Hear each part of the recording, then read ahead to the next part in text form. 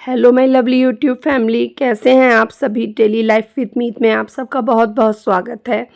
ये है 8 तारीख की वीडियो, जब मैंने आपके साथ 8 तारीख को वीडियो अपलोड करके अपनी तबीयत के बारे में जो वीडियो शेयर की थी उसके बाद की वीडियो है ये।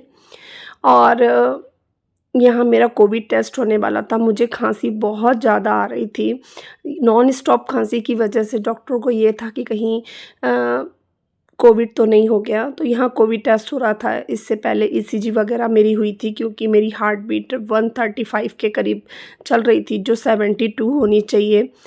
तो मेरा ईसीजी वगैरह भी हुआ। और उसके बाद में ब्लड टेस्ट वगैरह होने के बाद में तुरंत 3-4 मुझे इंजेक्शन लगे नस में। उसके बाद मुझे रूम में शिफ्ट किया गया। यहाँ रमन रूम की वीडियो बना रहा था, मैं सोई हुई थी।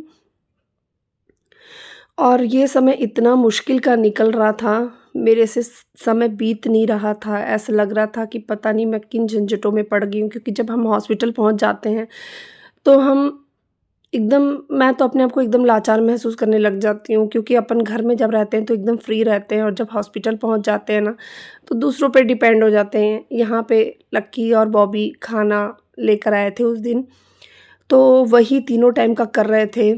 तो काफ़ी कुछ लेकर आ गई थी वो, खिचड़ी, दाल, सब्ज़ी वग़ैरह काफ़ी कुछ लेकर आ गई थी, और वही पूरा कर रही थी। यहाँ थोड़ी-थोड़ी देर में कभी बीपी चेक हो रहा था, कभी नसों में इंजेक्शन लग रहा, ब्लड टेस्ट।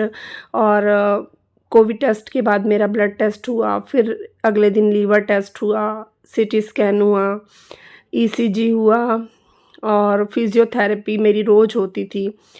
तो मेरा रोज़ कोई ना कोई टेस्ट चल ही रहा था, और यहाँ बस मैं दवाई ले रही हूँ। और यानी 1 मिनट का भी आराम नहीं मिलता था, कोई ना कोई टेस्ट चल रहा था। और बस यहाँ अपनी मेडिसिन वग़ैरह ले रही थी मैं। उसके बाद मुझे बार-बार नेबुलाइज़ किया जाता था, ड्रिप चढ़ते थे, नसों में इंजेक्शन लगते थे। नसों में इंजेक्शन भी इतने ज़्यादा लगते थे कि हर 1 से 2 घंटे के बीच में मुझे नसों में इंजेक्शन लग रहा था। डॉक्टरों को भी समझ में नहीं आ रहा था कि खाँसी किस वजह से इतनी ज़्यादा बढ़ी हुई है। दवाइयाँ देने के बाद भी मुझे थोड़ा भी आराम नहीं था।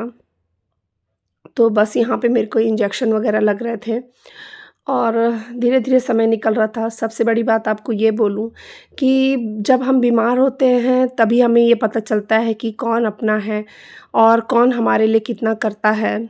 और जब अच्छा समय रहता है तब तो सभी साथ में खड़े रहते हैं, लेकिन जब बुरा वक़्त आता है तब पता चलता है कौन अपना और कौन पराया। यहाँ मेरा शुगर टेस्ट हो रहा था।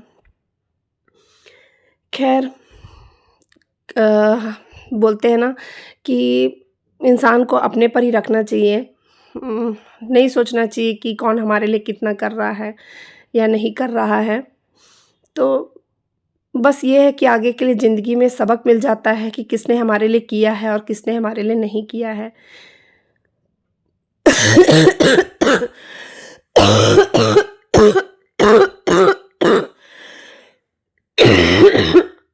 सॉरी।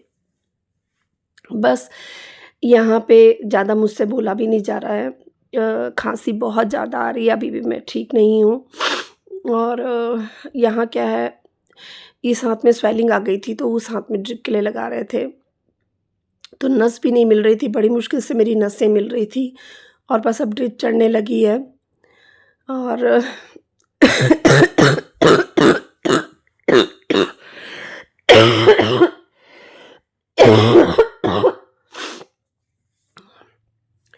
बड़ी हिम्मत करके मैं बोल पा रही हूँ, क्योंकि अगर मैं इसको यहीं पे स्टॉप करके कट कर दूँगी तो मुझे फिर से इसे स्टार्ट करना पड़ेगा, और मैं दोबारा बोल पाऊँगी कि नहीं बोल पाऊँगी, मुझे नहीं पता। इसलिए मैं जैसा भी बोल पा रही हूँ, उतना मैं बोल पा रही हूँ। और इसके बाद यहाँ मुझे ड्रिप चढ़ रही थी। हॉस्पिटल में ऐसा समय हो जाता है कि टाइम भी पास नहीं होता है, और मेरी तबीयत दिन-दिन ख़राब होती जा रही थी, ठीक होने का नाम नहीं ले रही थी। फिर बाद में पता चला कि कोविड रिपोर्ट नेगेटिव आई है, और बाकी रिपोर्ट्स भी सही आई हैं। स्नोफिलिया बहुत ज़्यादा बढ़ा हुआ आया था, जिसकी वजह से मुझे ये प्रॉब्लम हो रही थी। यहाँ लक्की बॉबी सुबह का नाश्ता छोड़ने आए थे, और मेरी आवाज़ बिल्कुल भी नहीं निकल रही थी, मैं बोल नहीं पा रही थी।